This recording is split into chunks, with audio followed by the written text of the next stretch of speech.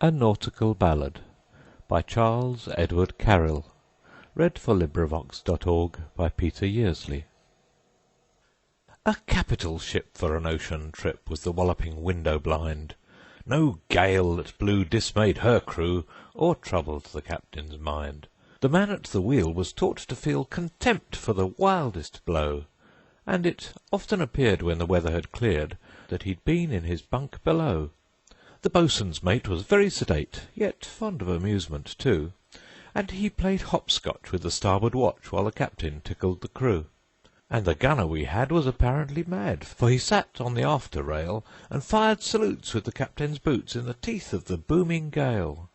The captain sat in a commodore's hat, and dined in a royal way on toasted pigs and pickles and figs and gummery bread each day.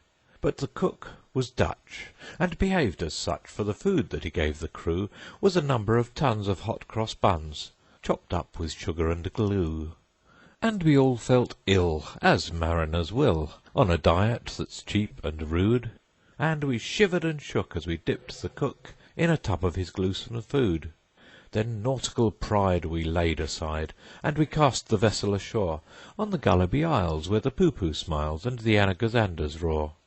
Composed of sand was that favoured land, and trimmed with cinnamon straws, and pink and blue was the pleasing hue of the Tickletoe-Teaser's claws.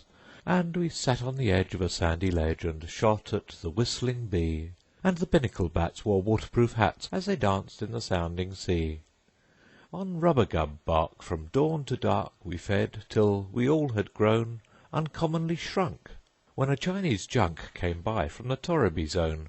She was stubby and square, but we didn't much care, and we cheerfully put to sea, and we left the crew of the junk to chew the bark of the rubber-gub tree. End of poem. This recording is in the public domain.